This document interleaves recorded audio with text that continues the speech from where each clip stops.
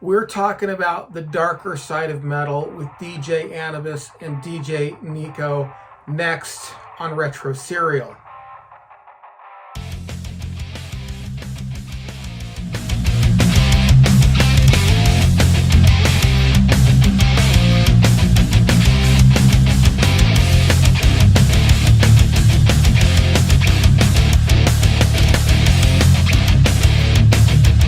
Hey everyone, welcome to Retro Serial. I'm Ian C. And today on the podcast, on the webcast, we have DJ Anubis and DJ Neko from the Metal Tavern. And they are here to talk about a subgenre of metal that I've been wanting to talk about for a while, and that is kind of the darker side of metal, like more thrash metal, speed metal, death metal, all of that stuff. I'm not going to get into it too much here because they talk a lot about it we talk a lot about it in the podcast. I just want to remind you that Retro Serial is crowdsourced and crowd funded. So if you want to help us out, there's a few ways you can do that. You can go ahead and write us a review and a rating, and then share it on your favorite social media if you're listening to this on audio only.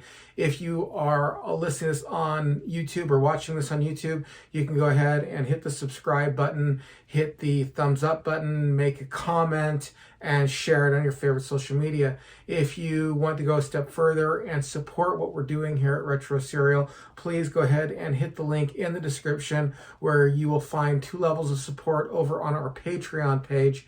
And we've got the Cornflake Club, which is just $3 a month. It's just like a tip jar, just saying, hey, we like what you're doing, keep it up. And then there's a $5 a month membership called the Honeycomb Hideout, in which you get most all videos and podcasts one day in advance. So if you want to do that, then head on over there and help us out. Any way you can help us out, it's great. Even just the like and share and subscribe and all that stuff, that really means the world to us at Retro Serial. So I'm not going to stay too long because we talk a lot about this subgenre of metal in our podcast. So here's the podcast. Okay, hey everyone, welcome to Retro Serial. Again, I don't need to do any more introductions. You've heard the introduction already, but we are going to be talking about the harder side of metal and the darker side of metal with two people that know very much about that subject. We have DJ Anubis and DJ Neko on the show today. How you folks doing? Good, man. Appreciate it. Glad Thanks to be for on the having show. us. Yep. Yeah. And I've gotten to get to know your podcast a little bit over the last few days. And we were talking a little bit off air that I kind of got to know you guys through Flick Snacks. Derek over at Flick Snacks, I saw you guys making some comments and stuff. And then we were both on Samurai Show a few times, and we're going to be on Samurai Show again in a couple days. Probably this will come out after that, actually. So, but it's been great to get to know you guys. And when I first saw you guys, I saw the Metal Tavern. I thought, oh my gosh, I got to do something with these guys, because part of what I do over at Retro Serial is it's really just kind of growing up Generation X, dealing with 70s, 80s, 90s, and it's the gambit. I mean, it's music, it's television, it's TV, it's all that, and I really like to go down these rabbit holes and explore subgenres.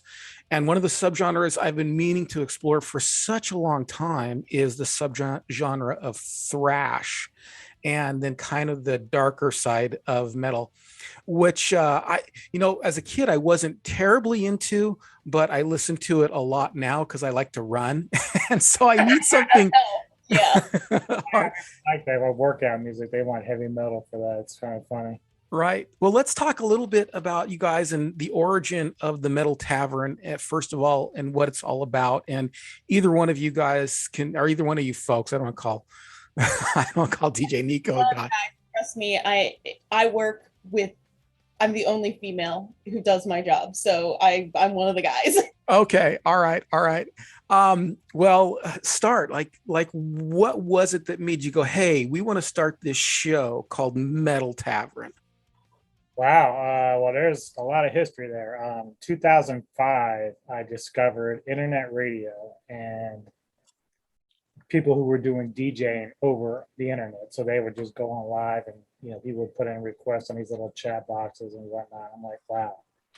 When I met her, she already knew I was really much into music, a lot of music. So I was like, this is something I got to check into. I started DJing for a couple of internet radio stations back then. I think it was about 2012 that I actually started my own internet radio station, Metal Tavern Radio. This is based off of a forum I used to be a part of from a couple of girls in the UK that started it. But it disbanded that, and I asked them to keep the name. They allowed me to do it so graciously. They're great people.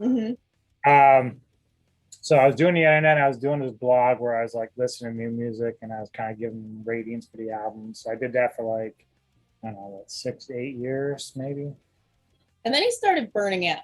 He was listening to new music because we're very lucky. He has several independent labels that constantly are sending him new music, and a lot of times our show is probably 75% independent label music. Okay. Or friends of ours that are in bands, so we interview them, we have their one. But he's like, I can't keep up with all of this. I can't listen to all these. I can't rate all of these.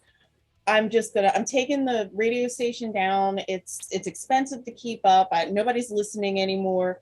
I'm going to stop the ratings and reviews. And that stopped for a while. He just a year or so. He just kind of went silent. Like there was no radio. There was nothing. Did you make an announcement on your channel? Like you're going silent for a bit, or? Yeah, I said that I was going to stop the radio, but I was going to do podcasts. And I'd actually planned to only doing podcasts like every 2 weeks because I wasn't sure how often I'd be doing it. All of a sudden that turned into a weekly thing. And I think about after a month, she was like, I want to do this with you. It was kind of like he and I started giving it an actual format. Yeah. So at first he was just kind of like doing his podcast, but doing it like he was doing his live radio, where he would just announce songs or give like, but then we started thinking about stuff that we like to talk about, and movies, music, art. It kind of runs the gambit because we have such wide taste in everything. I mean, I always end up going down some kind of crazy rabbit hole. I'm like, and this happened in such. She brought up an article the other day about the debate about Oreo cookie and some other one. Hydrox. Yeah, I was like, that's great. I hadn't even heard of Hydrox, but like they were like the first ones, I guess. Mm-hmm. But yeah, I started doing the podcast with her and everything, and then probably about a year or so, I said, you know what? I want to bring the internet radio part back as well, and that's just where it just plays music 24/7. So she's like, you should do that. And of course, the numbers have gone up, which is good. I'm glad that people are taking interest. And the one thing too is he got a really good deal for the because you have to have like space to host, and he got a really good deal for like streaming the radio, and it just that's the thing. Like whenever you pay for a server that you're going to air music on, because it's so much space. It takes up space on their hard drive. So right. It's got to be unlimited for me because I have like 15 to 20,000 songs on there. So, and I add more every week, every time I hear some new music. So, or we get new stuff from the independent labels. And we have people like Nuno is always sending things, and we just these guys who they do so many projects. Like it'll be like, okay, well, this is my death metal, but this is my black metal, and this is just my instrumental. And who was that? We had this one musician he found.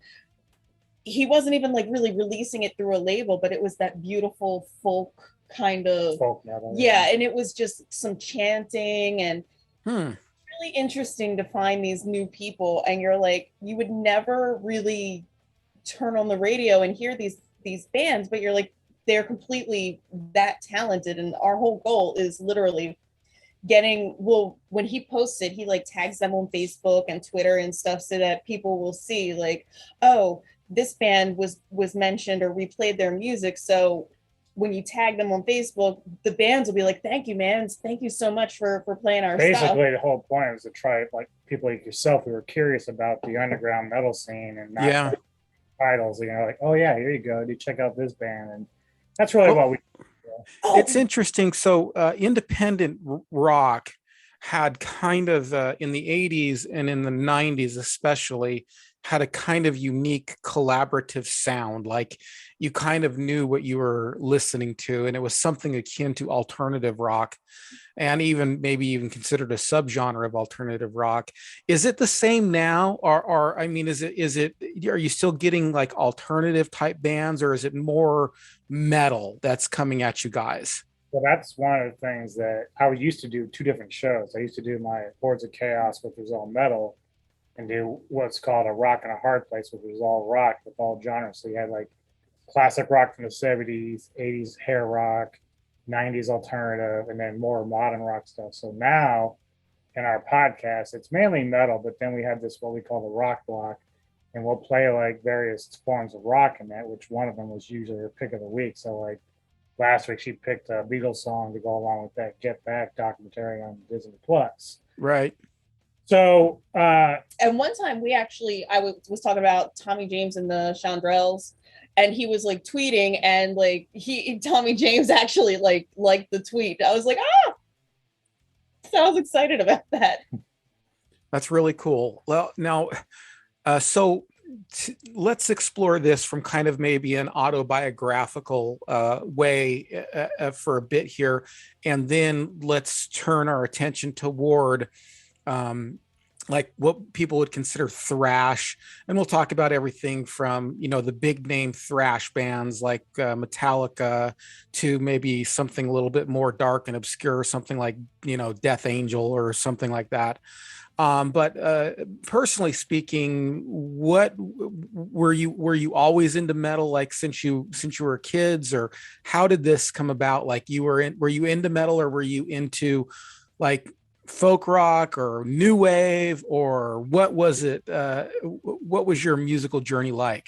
For me, it's a crazy road. I was about 5 in the 70s, mid 70s, and like I remember listening to the radio at night and listening to Steve Miller Band, Led Zeppelin, Blue Oyster Cult, Gary Wright, and that sort of caught on. I didn't know who they were. I just liked the music. I didn't like anything else. And then probably in the 80s, of course, with MTV, the whole like Rat, Van Halen, Motley Crue, that stuff I gravitated towards. And then in the late 90s, thrash became a thing with me with Metallica. 80s, late 80s. 80s, sorry.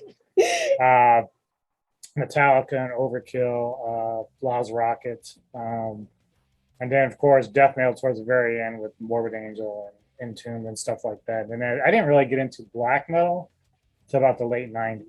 And I don't even know what black metal is. All I know is like, I know thrash because everybody kind of knows that because of Metallica and the popularity and bands like Anthrax and things like that, those big bands. And then of course I knew about some obscure bands because I was one of those guys who stayed up past the first hour of Headbangers Ball. But black metal, like you're telling me about music I'm not even know about here. Some genres of rock and stuff. I mean, metal has a lot of that too. What is that documentary? It's crap. It's on the tip of my tongue, but it breaks down like everything, and it'll do like a little pyramid chart, and it like branches off. Yeah. I know which one you're talking about. It was on VH1. I took umbrage with that one actually because I do not consider grunge to be a genre of heavy metal. I was very disappointed. I actually have a video on why grunge is not a genre of heavy metal, but I'll be prepared to defend that. But I know maybe you disagree. No. You make a valid point. But it's the influence, I think, is what they were going. I think they were influenced by it. I consider them close cousins, but I just think that grunge was more in the genre of the underground music, which was influenced by punk. And that's what a lot of death metal really is. It's influenced by punk. Like Napalm Death is a perfect example. It sounds like punk on steroids. Yeah. Like heavier, like the double bass and the growling, but it sounds like punk. Like it has that like energy to it. Yeah. So what about you? There's this close kinship between rock and metal, and so when you watch that doc, it's like, oh, they put hair rock in there, but hair rock's really not metal, but we understand why it's kind of there. Right. The added grunge, I think it's just mainly because of it. And some people don't even know that, like Alice in Chains used to be a hair rock band before they even became grunge. So And there is some, there is some akin, well, it's difficult because it's all heavy rock.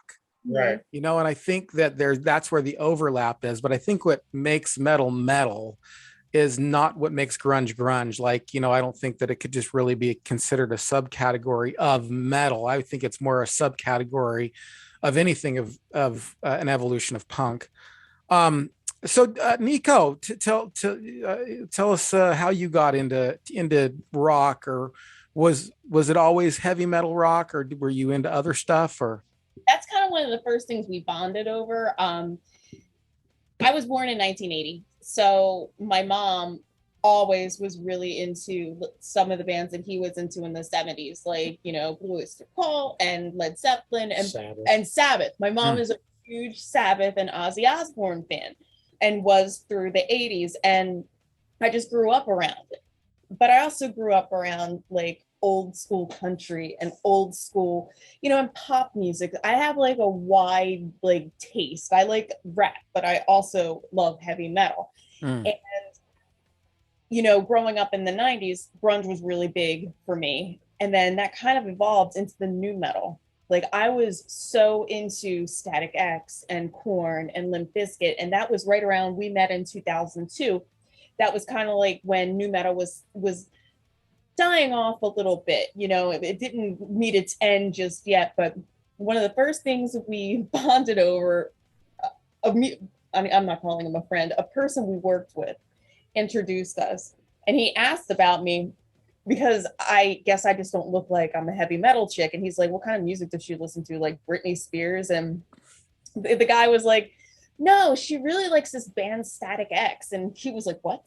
And Static X has always been one of my favorite bands, like since they came out. So that was one of our first bonding moments, was talking about Static X. And just on our first date, Roots Bloody Roots Sepultura was playing, and I get into his car and I was like, oh, is this Sepultura? And he's like his face just like did this like,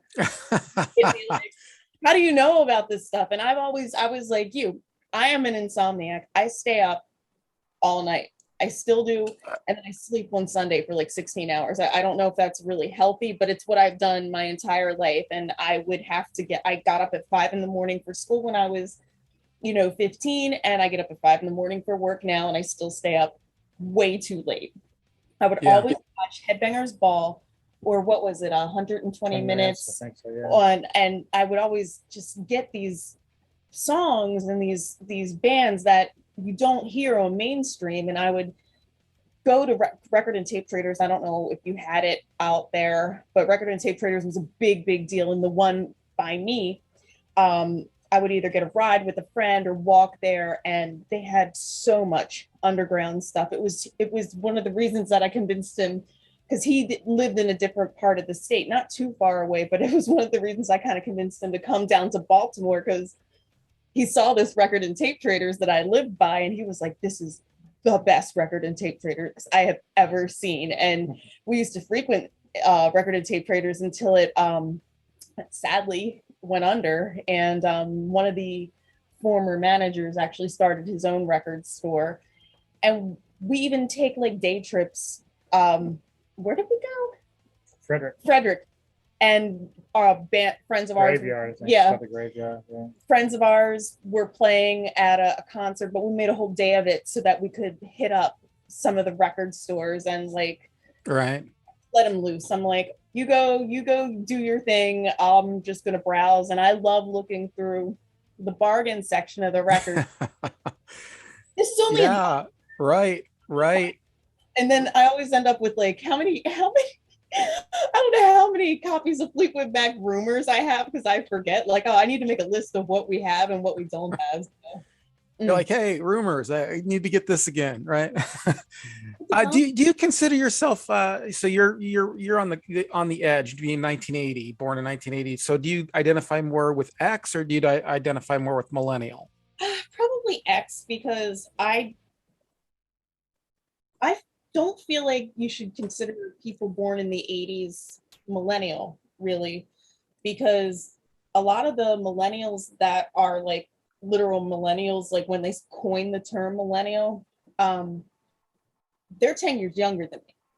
And they have like the typical millennial traits that people complain about. Yeah. I feel like if you had a cell phone before you were 18, which is most millennials. Yeah, right. You know what I mean? Like we didn't even have cell phones that were accessible to regular people. I had a pager. Cool. I mean, like, you're dealing drugs. Yeah, that was that was the cool thing. Everybody had to have a pager, and if you had voicemail, pager with voicemail, you're hot stuff. Right. Father actually changed our phone number because he was getting sick and tired of all the phone calls. Got us pagers. This is before caller. I bet. And he's like, you give your friends your pager number. Do not give your friends this new phone number ever. And that's kind of like, but that's why I feel like I also identify and relate to a lot of 60s, 70s music. I kind of like, and he's almost 11 years older than me. So like our tastes, I think my taste is more in line with things that he likes, more so to some of the people my age might. Yeah, right. You know, I don't get Snapchat or anything. I sound like I'm really old. Well, let's get into it here. Let me just ask you guys in your professional musical opinion and what you know about this genre, where can we kind of put a pin in when thrash started? And was it called thrash even at that point? Well, before I get started. He's got a visual aids. Yeah. Okay. 3 books that I think that you might be interested in, or people in general who watch your show. The first one is by Ian Christie. He appears on Liquid Metal on Sirius Radio. That's who I was thinking of, Ian Christie, this book. And the book called The Sound of the Beast, and it's a complete guide to heavy metal. And it covers a lot of different genres, including thrash, death metal, etc. Then there's 2 really good books dealing with death metal, which is one of the topics we'll get to. And one is by Daniel, it looks like Taroth, but I got this from my Christmas one year from a friend of mine overseas. It's called Swedish Death Metal. And that's a really good book covering all the Swedish death metal bands. And then last one is by Albert Madrian and John Peel. I don't know if you remember John Peel with the John Peel sessions. He used to do a lot of stuff in the 80s with like Prong and stuff like that. Oh, okay. But there's called Choosing Death. And grindcore and death metal. So for those interested, those are very good books to research. And this one, this is what I couldn't. This is a documentary too. It's called Sound of the Beast, and it's by Christie. He's the one who. That's the documentary I was talking about. He actually did it, and the funny thing about like the early works of thrash is it's sort of like when people say, "Well, what's the first metal band?" Most people say Black Sabbath.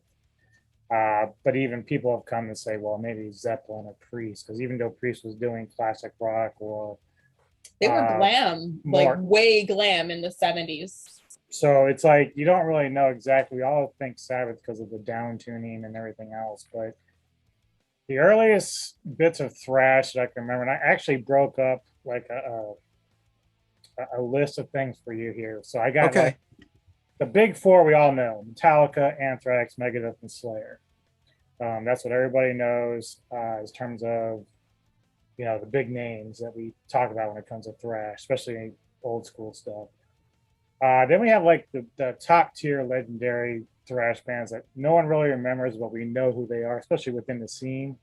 So you got like Coroner, Morbid Saint, Dark Angel, Exodus, Creator, Hyrax, Sodom, Violence, and Voivod. And the other tier right below that, you mentioned Death Angel, they would be in there. Overkill, Flotsam and Jetsam, Forbidden, Heathen, Onslaught, and Pantera. Then it really just starts kind of getting broken up. This is where all the crossover happens that we have. We have like DRI, Suicidal Tendencies, Municipal Waste, MOD, SOD, Nail Bomb, Prong, and Atomic Werewolf. So these are all bands that kind of like bring the punk or hardcore into the metal thrash and everything else. They kind of mix it up. Then Then you have the Black Thrash, and this is where it gets mixed up again. Okay. Hellhammer, Destroyer 666, Sabat, Toxic Holocaust, Venom, and Oxygen Destroyer. Then we have the Death Thrash. He's gonna love this. This is I'm being exposed to things I didn't know before. So I know quite a bit about music. So go ahead. Basically, in that genre, you've got some early Sepultura, Holy Moses, Loud Blast, Possessed, which is considered sometimes one of the first death metal bands, Sadist, Vader, Entrenched, Legion of the Damned, and Skeleton Witch. Which Skeleton Witch and Vader, we two big thumbs up for both of them. And then we have just a new breed of stuff that's out the last 10 or 15 years. So we have Enforced, Vector, Havoc, Lich King, Hollyside, Warbringer, Shrapnel, Fusion Bomb, Chemicloss, Morbid Cross, and Hatred, which features Steve Zuza's son as a vocalist from Exodus. His son's in Hatred. So there's a lot of different thrash bands out there, and all going back a long ways. I can't really say what was the very first one because it always varies. It's like heavy metal. They didn't really coin it when it was heavy metal. They started coining heavy metal when it was getting commercialized. Well, that's the other thing. Like Megadeth, when they first came out, I think people were trying to coin them speed metal. So like then you have these. That's the term I heard first, and I remember hearing speed metal when I was first exposed to bands like Metallica. And I can't even remember when I heard, at least the first time I heard the term thrash. But it seemed to me like these bands that were kind of coming out of the, maybe really making their sound in the 80s,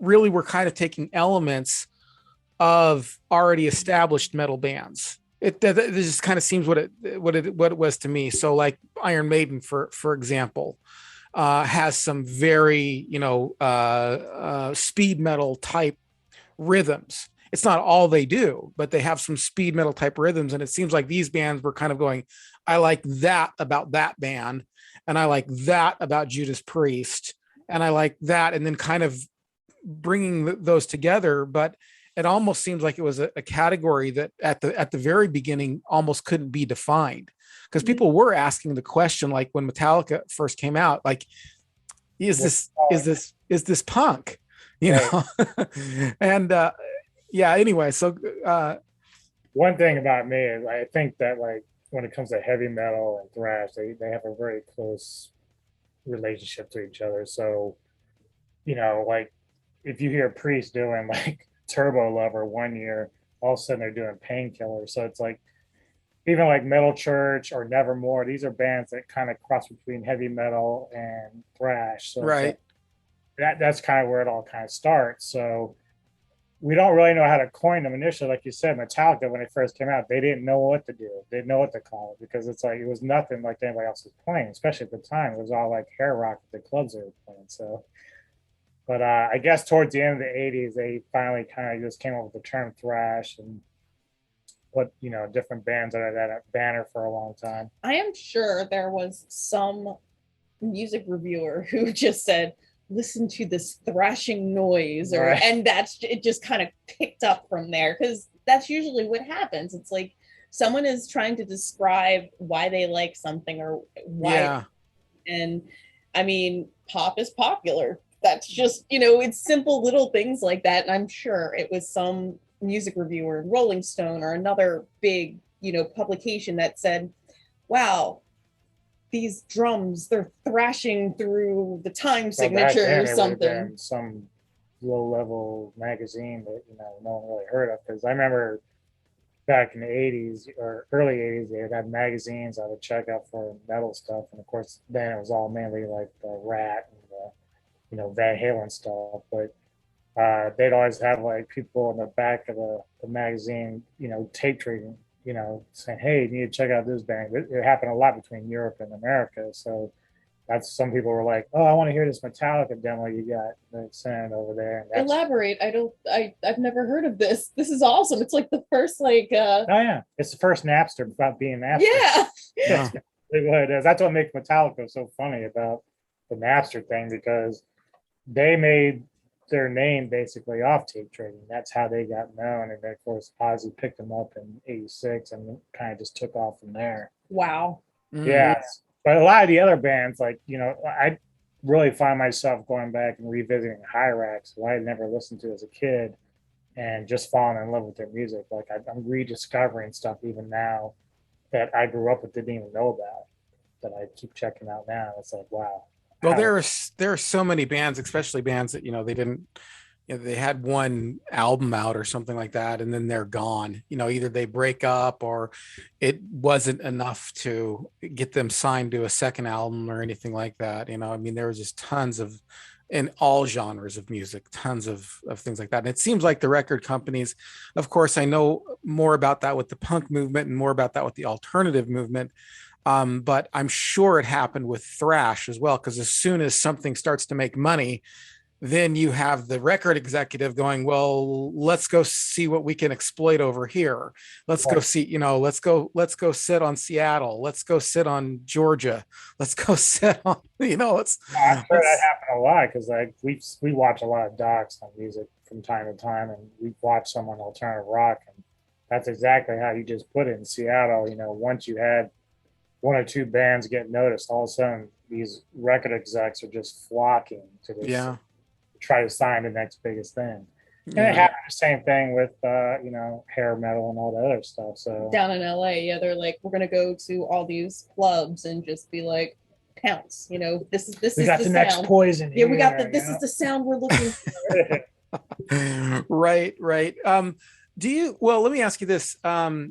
King Diamond, where would you put him in all this? What genre of thrash metal would you put him? I consider him like traditional, like heavy metal in my perspective. He does, yeah. To me, he's more traditional heavy metal. However, as you put, he has elements of thrash. He also has elements of black metal in it, because he's, his lyrical content and his lyrical content's pretty dark. Yeah. So, he does a lot of different things, but I think as a whole, his entire sound is more in the heavy metal. But that's where that close relationship comes, because you listen to a song like Invisible Guest, that's a thrashy song. It's crazy. But if you listen to Abigail, it's the album is a little bit slower and not quite as thrashy as them. Yeah, it's more structured like heavy metal there. Yeah. Metal Church. Where would you put them? I've always considered them more heavy metal, but I know people who call them thrash, and I'm fine with that too. It doesn't really hurt my feelings, but I do love that band a lot. And Mike Howe, rest in peace, brother. Yep. Yeah. Unfortunately, we recently lost him within the last couple months, didn't we? It was not too long ago. Yeah, not too long ago at all. That was one of the, for me, this is more I'm a fan of music. So anything about music, I like to know, I mean, intellectually, I like to get into it and hear about it, even if it's music that I don't listen to regularly. And thrash, I do listen to from time to time, but even back then in the day, it wasn't a main staple. And even now, it's not terribly a main staple of mine, but it's a genre that was influential, and it's worth talking about. Even though, it's not like my favorite genre of music, but it's still, a force to be reckoned with. And you have to recognize it as, one of the elements that made the 80s and 90s and even into today. Let's talk a little comeback. What's that? Thrash. It's starting to really have a comeback. Well, yeah. I mean, in the probably from mid 90s to like 2005, it was kind of like slowed down and dead. There wasn't any real new blood there. So it wasn't until about 2005 you started getting these other bands. I was talking about the new breed coming out, like, Havoc and Warbringer and all these guys that are coming out. They sort of had a resurgence within the last 15 years, which is really good. There's a lot of healthy bands out there playing quality thrash, and that's what's really cool about it. Cool. Let's talk about these bands and their relationship with other subgenres of metal. How do you, if you're reading these bands, you're watching documentaries, What do you think the relationship was with bands like Metallica, like even King Diamond or something like that, with more popular bands like that were also considered metal, like glam metal, like Rat and Poison and stuff like that? Was there an animosity there? Yes, there was actually, and some of the docs we watched have actually talked about it. Especially with like, the thing about Metallica is because they were from LA and they were kind of forced to play clubs with like, Rat and some of these other bands. And although they wasn't like, they didn't go out and like try to fight these guys or anything, but they knew that it wasn't their scene because people who were there for the more glam looking rock bands that were there. So I think it was that Metallica kind of like started traveling up to the Bay Area in San Francisco, where thrash was actually really thriving. So you had like Exodus and Testament and all these guys up there, and they started playing shows up there, and they became like really tight knit bond. But like you would hear all the time how these guys just did not care for the hair rock scene at all. They were just like, we don't get it, we don't like it, we're gonna stick with our own. And the funny thing is, I'm sure you're familiar with the alternative rock scene, L7. They had very punk background as well. And so when they started playing in LA, they bolted up to Seattle and they were welcomed up there with open arms. They just couldn't find a scene down in LA the way the stuff they were playing. Yeah. So, What do you think? I mean, because you would open up like if I opened up Metal Edge magazine, I would see Rat and Poison and Motley Crue in with, right next to, one article, what Motley Crue's doing today. The next article is what Megadeth is doing today. How do you feel these bands were related to each other? Oh, I think a lot of that was really just the people that were writing the magazines. Like, I think even now I would say that, like, I used to classify hair rock as metal at the time, being a teenager, but as I've gotten older and I've kind of compartmentalized, I guess, how would you say that? Yeah. Compartmentalized. Yeah, everything that, because like Chuck Schuldiner from Death, he used to say that it's all metal, and he's true to a degree. The problem is, if I'm going to recommend you a band, let's say your favorite band is, I don't know, Primal Fear. It's a power metal band. So if you want more stuff like that, I'm not going to recommend Cannibal Corpse because it's not the same type of music. So you have to kind of have these subgenres and genres to kind of classify these bands, even though they're all metal and stuff. But it's also kind of like explaining the feeling of the music. It's all metal, but death metal is different sounding than power metal versus heavy metal versus thrash metal. So if somebody has that feeling, he's got a point. He's not going to be like, okay, you like Primal Fear? Yeah, let's try. Here's Absu. Yeah, here's Absu, which is a really, I'm not a big black metal fan, but check them out. They just broke up. But the drummer is the singer, and he's starting another project. Absu. And they do not break kayfabe at all while they're on stage, and they have this like scary voice, and I'm like, this dude is great. His character, like King Diamond. Alice Cooper is Alice Cooper when you get out on stage, and I loved it. And we saw them in a smaller club, and I'm like, check these guys out. He's like, yeah, I didn't think you'd like them. I said, no, it's like it was a three-piece, wasn't it? And I'm like, these guys are great. It's like, what did I call them? Like Satanic Genesis or something? Like it was crap. But back to your point, Yeah. I think the people that wrote the magazines and did the articles, they were trying to include these other bands so they can get the readers in to read this stuff. So even though some of the writers of the magazines might be more interested in the heavier stuff, in order to get people to be interested in their magazine and their followers, they probably have to add Rat or Van Halen or whatever just to get people to read them and try to discover some of these other bands. But with that came this big umbrella where they try to consider all of it the same thing, and over time it just isn't the same thing. Do you feel like I feel like that, say a band like, and believe me, like my knowledge this subgenre, especially when you start getting into death metal and heavier forms than Metallica. Like you start going beyond that. I'm fairly ignorant of it, but it seems to me like the common bond which would maybe bind a band like Metallica to a band like Poison, of all bands, and what would define it against, say, a band like the Sex Pistols is musicianship. That kind of seems like, and I made this point before when I was talking about the differences between grunge and heavy metal. It seems like the songs are there to kind of showcase the artist, rather than the artist there to showcase the songs. And I think that's a big delineation between alternative rock and heavy metal in all its genres. And so what you might see in common with a band like Poison and Metallica, God forbid I put those two things even in the same sentence. but then contrast that with a band like Nirvana, is this extended guitar solo. They're both very showy. They're both very, very meticulous about their showcasing their talent.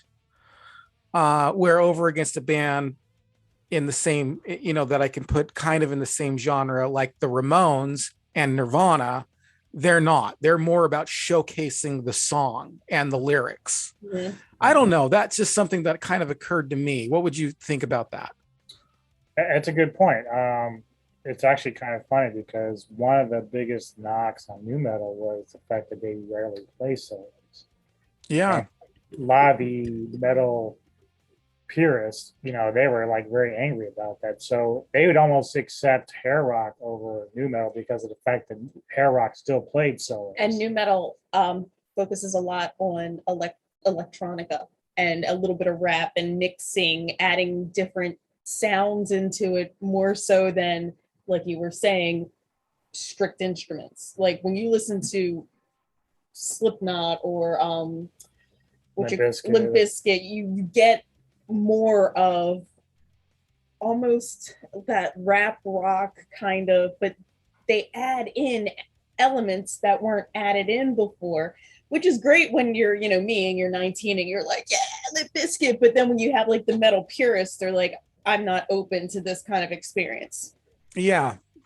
I think the guitar solo, that extended guitar solo that you heard in, in somebody like CeCe DeVille or George Lynch, and in like somebody like Kirk Hammett, is almost dead. I mean, I don't know any bands that are doing it today. I'm sure there are, but as far as in the popular, and like you were saying with nu metal, I mean, it just wasn't even there, in that genre of nu metal. It had almost gone the way of the dodo. Are there bands out there that are still doing those extended guitar solos?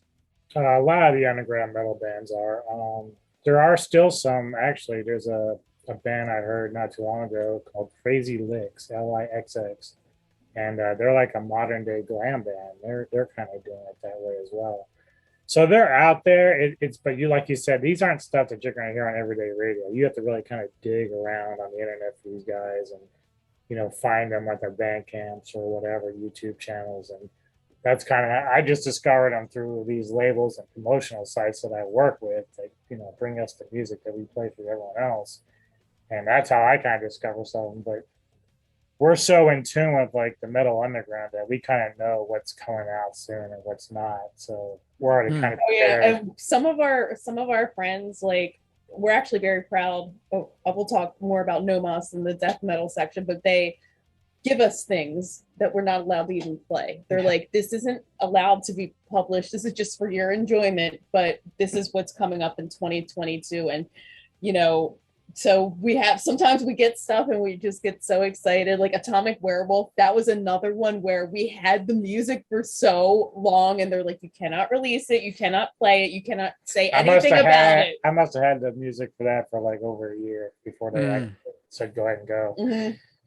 But it turned out to be really good. We did an interview with Josh, who we've known a long time, who was in the band, and it's just a lot of fun. But yeah, the solos do exist. I think some of the solos, if we're really talking about mainstream stuff, is post rock or stuff like Muse and them that actually use solo work.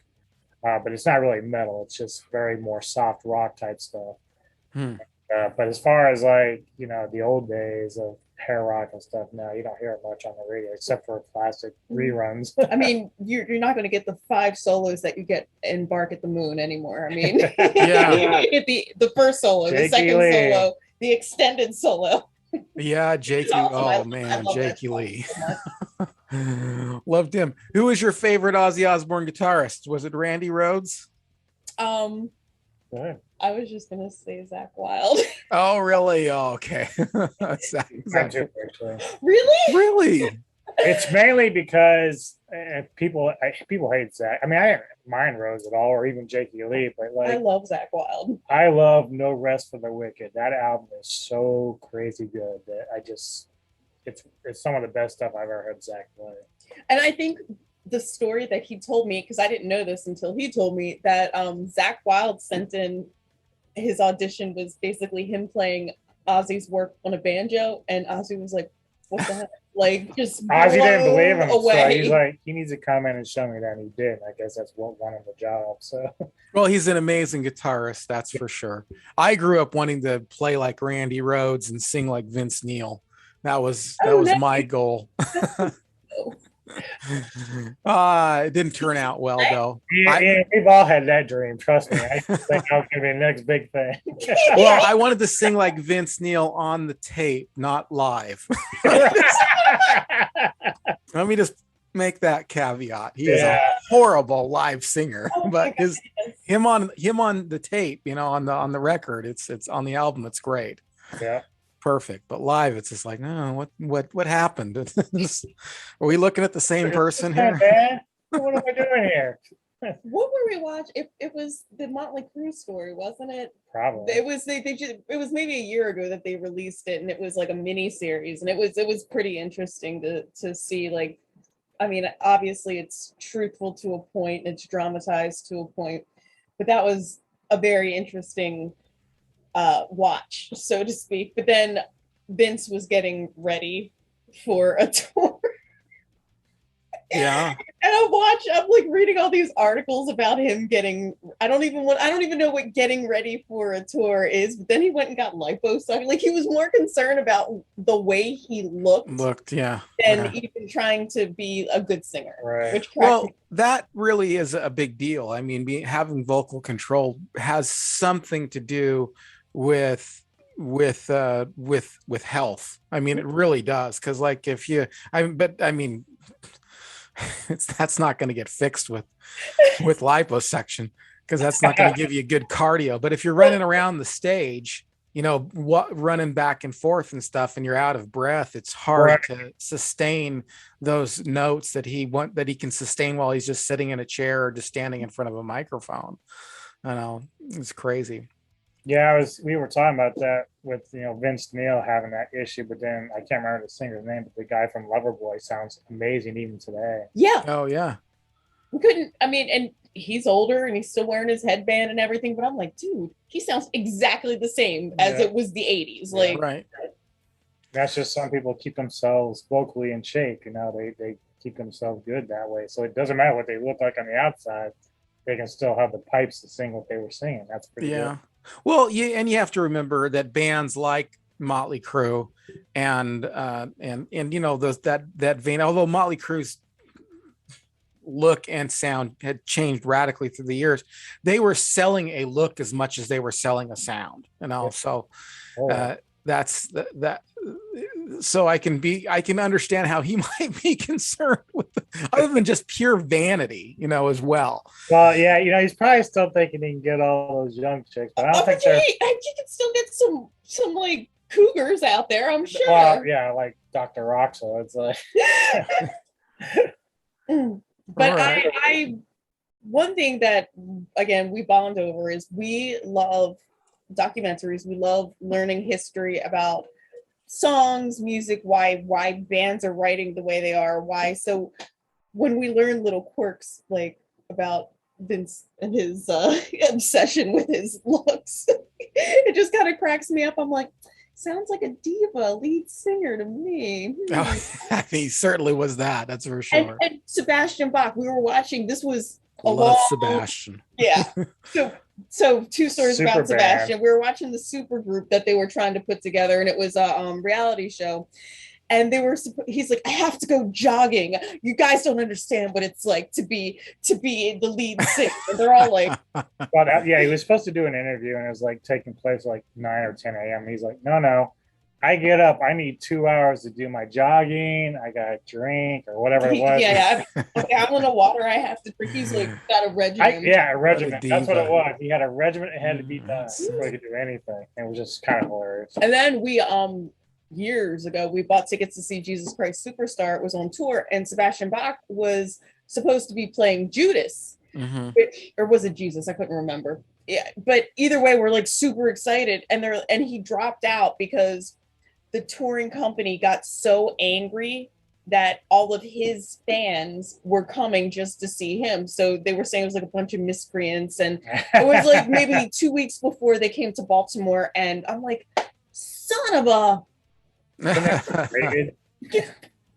So we still went to see it. It was still very, very good, but disappointing because the whole purpose of us buying these tickets was to see Sebastian Bach be, front and center. Right. I get it. Yeah.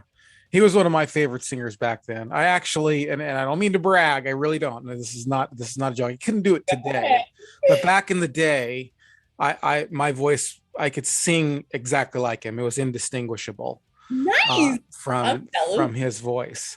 I would say they'd play it in the car, and I'd sing, and people would be like, is Sebastian Bach in the back of the car? Are you getting Youth Gone Wild? Come on, Ian. We are the youth gone wild. You know you want to.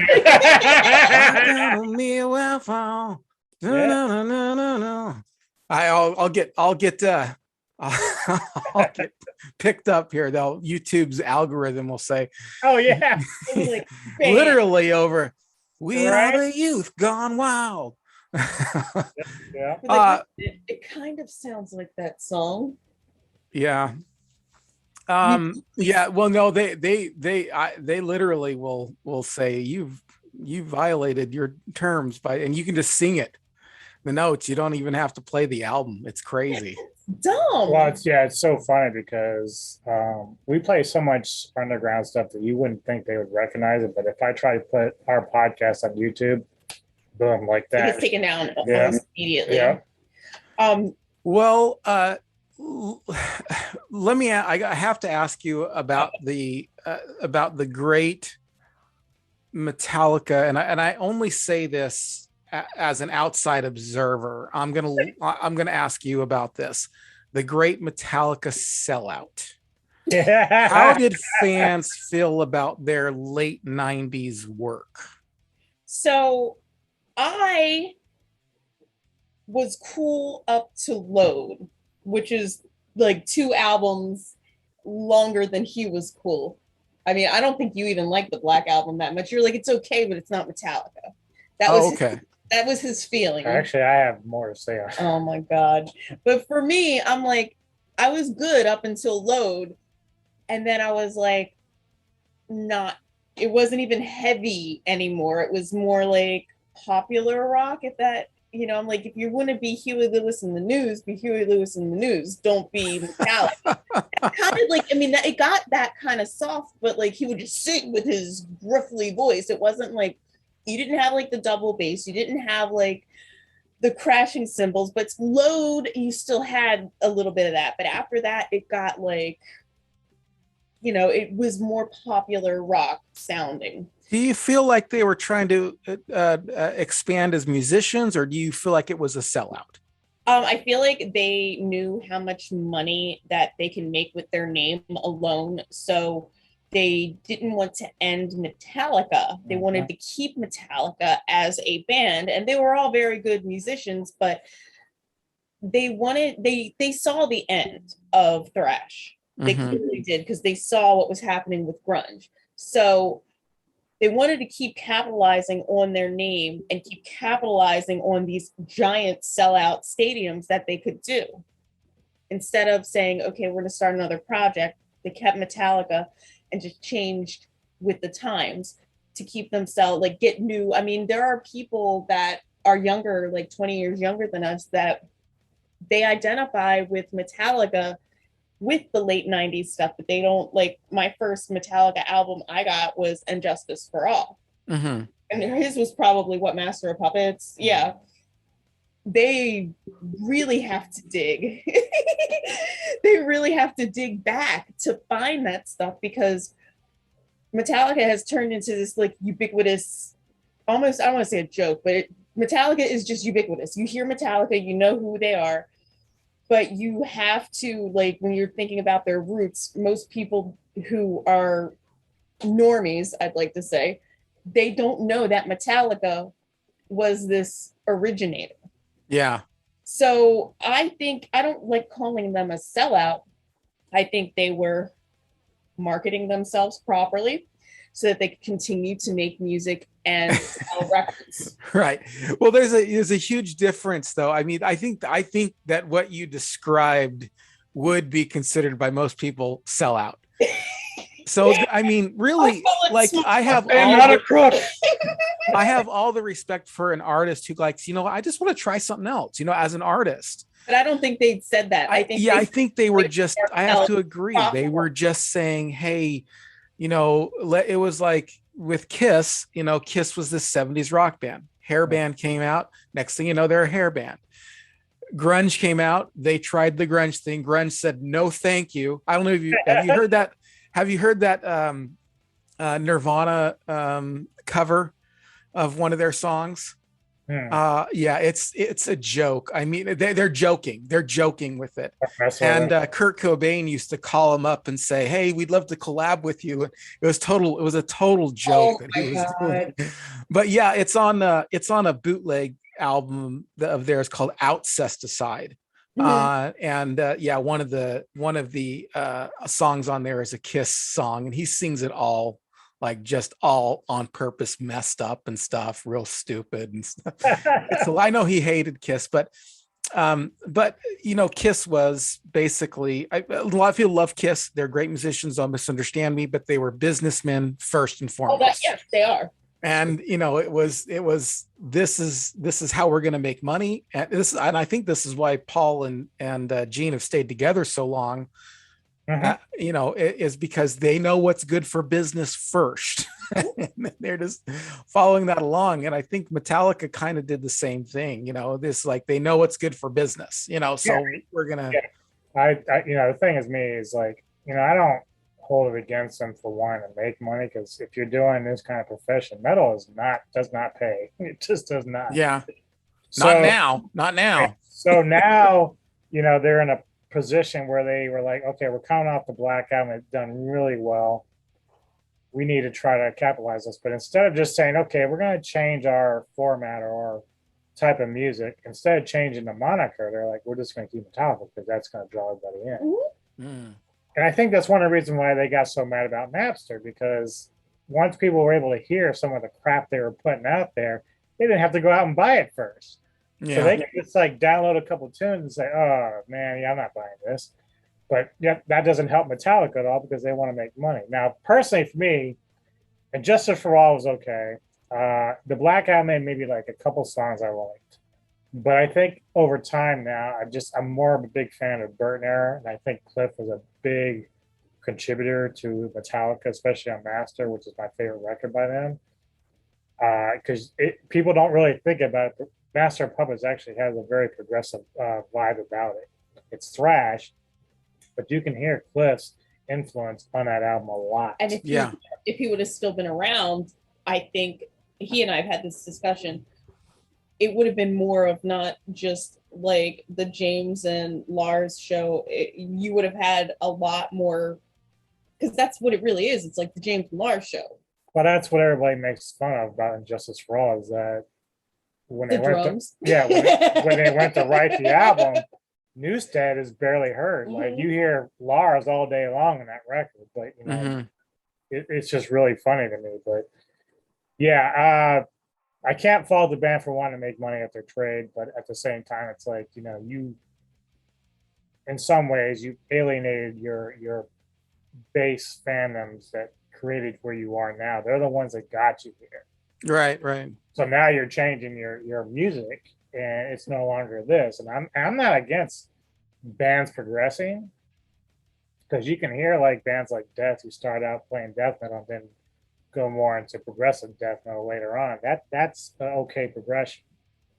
But Metallica kind of just like full stop said, we're going rock. Yeah. We're changing our tune right now. And I'm like, It's difficult because I like you're saying, I sympathize with the band. They want to make money.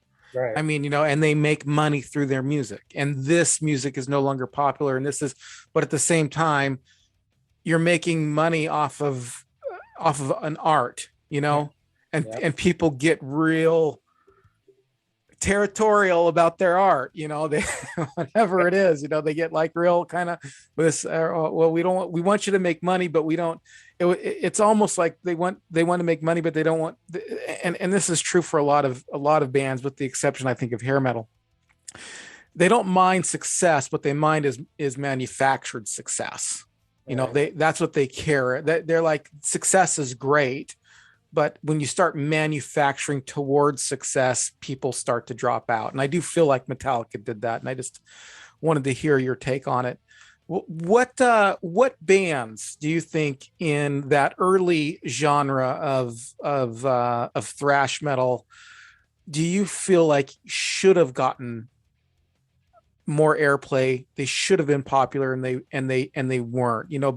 A band or bands that you felt like were just as good as a Metallica or a Megadeth or an Anthrax, and they just didn't make it, that you wish people would listen to more. Well, I know that one of my favorite bands, even though they teeter between heavy metal and thrash, is Lost Rocket. That's seriously. Annihilation Principle is one of the best thrash albums ever, in my opinion. And, what's the name of the band again? I didn't hear that. Lost Rocket. Lost Rocket. Yep. And it's Okay. ROCKIT, like rock it. Oh, okay, Rocket. Okay. You also have Atrophy. And they reunited a couple of years ago for Maryland Death Fest, and it was pretty nice. He got to take pictures with the band and got the new shirt and everything. And they were very good, very very good. Yeah, there's just there's a lot of the bands I listed before. Pantera, of course, came around 1990, so they kind of built up their own following at that point. But there's so many bands that probably could have been or should have been up in that level. But I think part of the problem is, unlike now, where the internet is very helpful for bands, back then you were at the mercy of whatever label you were on, or the webzines or whatever that would promote your stuff. So if you were like, I discovered a lot of music just by going in the stores back then. You know what I mean? Probably the same way you did. I just walk into a music store and like, ooh, Nocturnus, this looks very cool.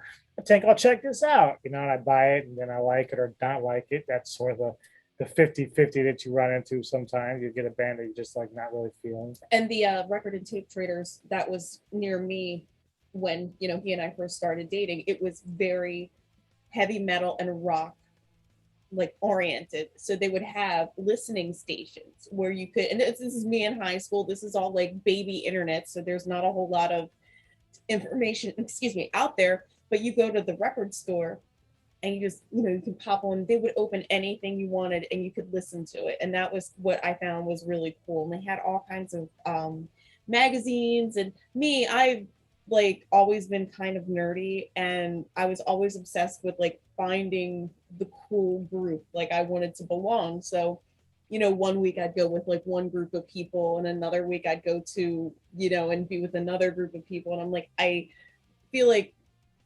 music helps you find your voice. And I also think that's also how I just discovered so many different types of music. I mean, like different genres of rock, metal, anything. And I really am thankful that I kind of grew up in that you still have analog, but then you had like the beginnings of how to, look things up on now kids, they just pop open their phone and they can have everything instantaneously. Yeah. You know, It's what I dreamed about having when I was a kid. exactly. So I gotta fast forward. I gotta fast forward through this song to get to the good song. Record when I'm trying to record a song, hoping the DJ doesn't talk over it. You know. Yeah.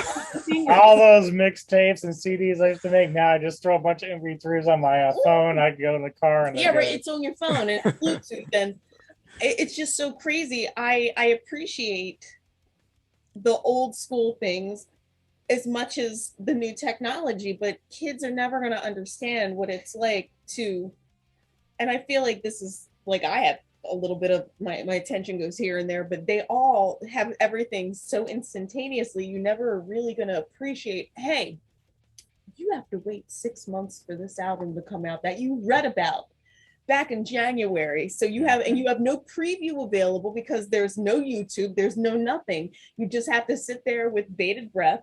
And back to your Metallica, that's how it happened. Little thing in the Rolling Stone, Metallica's new album due out in May. Everybody just goes out and buy it because there's no like, right. One single, you hear it on the radio, everybody loses their shit, so they go out and buy the new CD. Right, exactly. Nowadays, let me get on YouTube or let me get on TikTok. Everybody has 1,000 different ways to find exactly what they want immediately. Yeah, one of her favorite stories that I told her was I was with a friend right when Metallica released Enter Sandman, and it was on a single cassette. So oh god, singles. We're talking way back, you know. I love singles. So I bought it, and we're driving and listening to it in the car, and after it finished, I literally ejected it and threw it out the window. He's like, this is not Metallica.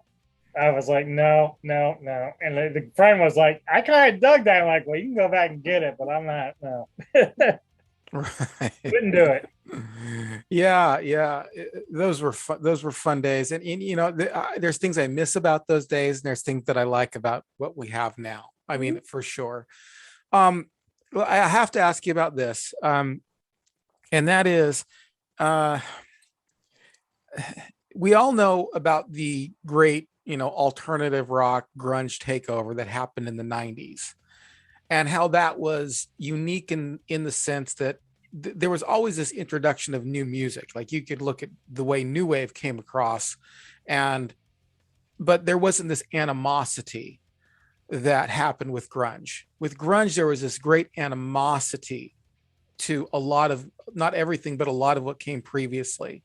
And a lot of that animosity was aimed toward heavy metal. However, I think that was more I think that the animosity was aimed more toward hair metal rather than all forms of metal.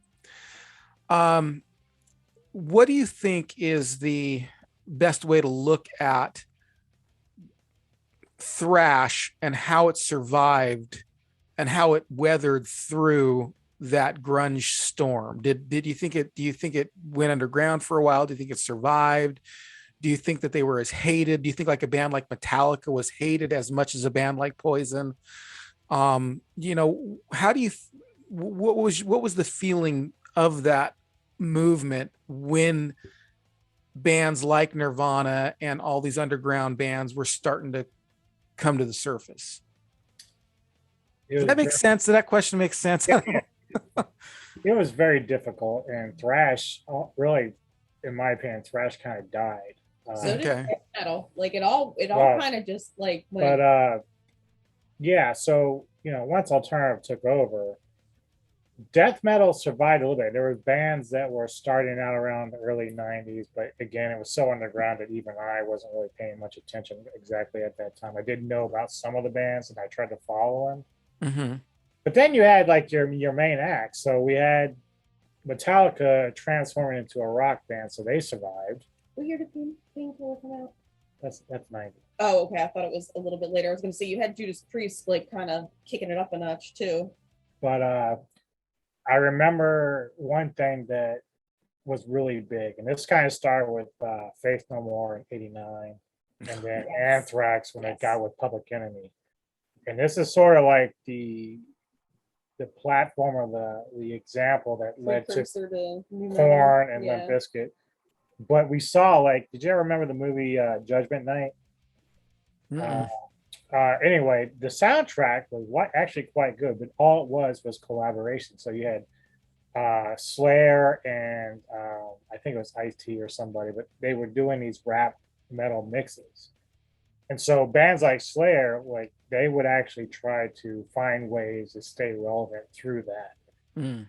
But a lot of the metal, the only metal you could really find, thrash metal, that I remember sticking around was Overkill. They were consistent all the way through. And so I'm like, kind of like the junkie, like, I need some thrash, man. Yeah. Overkill. Great. Yeah. Thank you. Yeah. Thank God. I just did. I don't feel like they hated it as much as like the Poison. They hated. Oh, I mean, they hated Poison and Danger and stuff like that. But I feel like a band like Anthrax kind of got like more respect from this newer, I don't know. I felt that anyway. As somebody who was there and all on board. I mean, I was all on board with the alternative rock scene. I was too. Like, so, yeah. I mean, really, for me, it kind of like I had kind of felt like at the end of the '80s, I was gonna like be full fledged in the metal, but I remember when Nirvana came out, and I remember when Nine Inch Nails came out with Pretty Hate Machine. And yeah, I liked it all, Soundgarden, all of it. So it opened my eyes to like a whole different world there, and I was like, I'm okay with that. Mm. I did kind of get depressed because the metal scene was kind of like just stagnating there a little bit. Towards the mid to late '90s, it started picking up a little bit again. Of course, I discovered black metal in the late '90s, so that like opened up another door for me. So, and then we were finding that, and you know, we've been together for so long. The 2000s, 2010s, and 2020s thus far have really, you see the resurrection of the big festivals, you know, like the metal festivals, the Ozfest.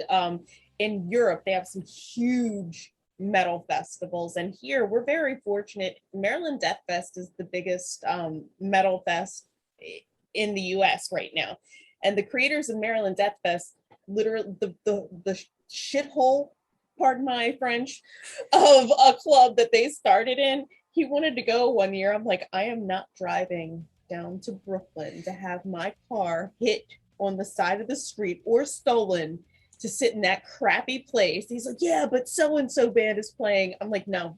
And that was like the origins. It was a one-day thing in the crappiest little club called Thunderdome. And now it's huge. It's multi-day. It's like outside things. It's multi-venue. There's usually, it's 3 venues.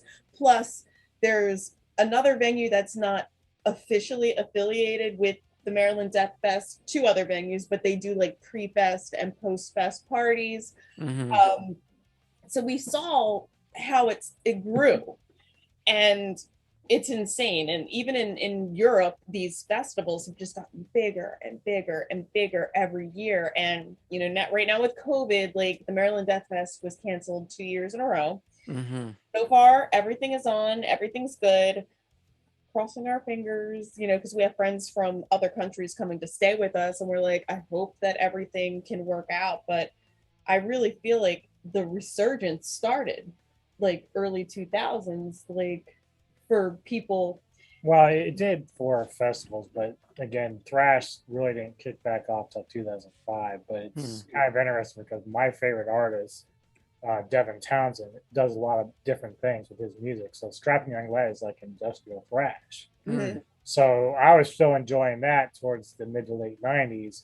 But he also has solo stuff that's more rock oriented. So he brings a lot of different things that people can enjoy, even if you're not really into thrash metal or anything.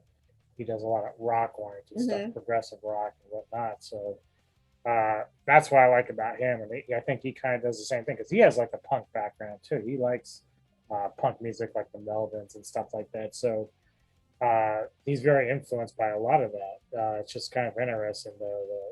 The 90s alternative rock just kind of dominated, you know, the way it did. But I think just, you know, because of these resurgences of festivals, people we're getting nostalgic. Well, I think some of their favorite. Well, Ozfest started like 97 or 98. That sort of just brought the interest back up. They had like that first festival was amazing. but from there, like Maryland Death Fest. But see, Maryland Death Fest started out just doing a lot of the underground death metal. That's all it was. But now But they have the Netherlands Death Fest, California Death Fest. But they have like black metal, doom metal, heavy metal bands, death metal. They don't even worry about specific death metal bands anymore. That's the main thing. They've grown so much that they just started having a lot of different bands. Right. Well, we're coming to the end of our time here. I want to ask you guys both, tell our audience where they can find you online. Right now, how they can connect with you. Yeah, right now the best place would be. All right, he's getting the I'm getting the info. He's getting the is therealnews.podbean.com. Okay, all right. Or you can look us up on Facebook. It's Metal Tavern Radio. We will have a website go live, which will be www.metaltavernradio.com, but it's not finished yet. It's not live, but it will be very soon. Once that's up, everyone will be able to go to one central spot with the easy link to get to. Again, if you like just listen to the radio part of it, now we do have Podbean on your phones, like your Androids and iPhones. If you have Podbean, you can look up Metal Tavern Radio, it will come up. Yeah. Radio station portion does also come up. I'd use the app XII Alive, because that actually gives you song readouts of what's playing. So people, if you get curious, you're like, oh yeah, I like this song, but what's its name? Well, it tells you what the name is. So this is why we're getting the website, because we have too many things going on at the same time. Gotcha. It would be great to be like metaltavernradio.com, and then if you want to go to our Facebook, click on our Facebook link. If you want to go to, Twitter, you can click on that or whatever. Yeah, but as you said, for now, like all you have the YouTube, that's fine to go with. I just have to kind of update the links in my own bio because we are kind of like late bloomers to the YouTube thing. So yeah, well, it's interesting because this is both a YouTube page and a podcast. It's both. Mm-hmm. And I make videos for both. I make, these longer form interviews, which is just a podcast. And then I do kind of more YouTube-y things, where like I do like 10-minute videos, like top fives and things like that too. So your Perfect Strangers video, I was like, I used to love this show. Yes, it's a great show. I'm gonna have to have you guys on again. We're gonna in a couple weeks here. Let's hope we're gonna do the Monday night thing where you can interact with the fan base of Retro Serial. But I'm gonna have to have you on again to talk maybe about like underground music that's not metal related, maybe just like like alternative rock or something like that, because I think you guys have your ear to the ground with that stuff as well, right? Oh yeah, that's him. I got got it. There's a lot of bands out there right now that I'm in love with that are playing this like sort of it's almost doomy, but at the same time it's got this very classic rock vibe about them, and I think if you grew up with that stuff, you'd enjoy a lot of that. So even people that listen to your show, so it's not really super heavy or anything. It's just very rock oriented, and I fall in love with that stuff. I buy them on vinyl all the time. Mm-hmm. People are gonna be upset with me because I mentioned this band so much, but it's actually one of my favorite bands that have come out since the 2000s, and I wondered if you guys know about them. They're called Brand New. I'm familiar with the name. I don't think. You got to listen to them. They're alternative. They're not metal. Their first album, Choose Your Weapon, or your favorite weapon. I can't remember. But it's very punky. It's like maybe like a harder version of Green Day. Okay. But everything else after that's very, I don't know, like folk rock kind of thing. Very instrumental, very deep lyrics. Awesome stuff. And people are going to be upset with this that I say this, but I totally encourage everybody to check it out. And even their latest one, which is called Science Fiction, was a phenomenal album. I mean, absolutely phenomenal. So you got to check those guys out. Notepad, so I remember that. And then they have one of their best albums ever was called Jesus Christ and the Devil Are Raging Inside Me. And that's the first Brand New. Yeah, Brand New is the name of the band. They're not brand new, uh, but the singer played bass for Taking Back Sunday on one album, and I'm sure you're familiar with Taking Back Sunday. All right. But yeah, brand new. Seriously, there you won't be disappointed. Well, I don't know exactly if they're up your alley or not, but they are certainly up mine. We have a pretty open palette. I mean, I'm trying to think of a band that I absolutely. You can probably tell me better. Like, I'm pretty open to all kinds of stuff. Like, I even am more open to some of the countries, like the Chris Stapleton stuff, because he's not so much into country. I'm not like really into country, but I'm more into like the old stuff, like the Johnny Cash stuff, the Dolly Parton stuff. Right. But Chris Stapleton, like, really don't know why. He just sounded good. So I'm like, not bad. Did you like Dan Seals? You ever hear him? I don't know who that is. Sorry. Well, I was forced to listen to country music for 2 years while I worked at this restaurant that played country music, kind of country themed. And if you listen to anything for 2 years, you're going to find something you like about it. You know what I mean? It's just gonna happen. And there was one guy that I liked quite a bit. His name was Dan Seals, as far as country music goes. A lot of folk stuff too. I mean, I like a lot of folk. We could talk about music all day. We could talk about music all day. You know what? We're gonna put a pin in it, and then we're gonna find, like, we're gonna go next genre next time. All right. Yeah, I got one album recommendation for you. It's called Yeah, go ahead. It's called Black Mountain. The album is called Destroyer, and it has that very classic rock vibe I was telling you about. And then when you post your video for this, whenever you do, I'll go in your comments and I'll give you some song recommendations for you to check out that you might like. Okay, please do. Stick with me. I want to talk with the two of you just after the show for just a second. Sure. Thank you, everyone, for watching this episode or listening to this episode of Retro Serial. And thank you to my two guests, DJ Anubis and DJ Neko. Go on over to Metal Tavern and check them out. And while you're checking them out, if you are listening to this on podcast, please leave me a review and a rating. That would mean the world to me, and share it on your favorite social media. Let everybody know about the great content you're receiving here at Retro Serial. And if you like what we're doing on the podcast, go over to our YouTube page. Check it out. We're all about Generation X, growing up, Gen X, the music, the movies, the television, the fashion, all that stuff. And there's more over on the YouTube page. But wherever you're listening to this, I'm just glad you're here, and I thank you for being here. If you're on YouTube, though, please go ahead and like this. Hit the like button, hit the subscribe button, and if you dislike this, hit the thumbs down button twice. Okay, that's the secret. You got to hit it twice, and that'll really let me know that you didn't like this video. But other than that, share it on your favorite social media. And until we meet again, stay retro, everyone.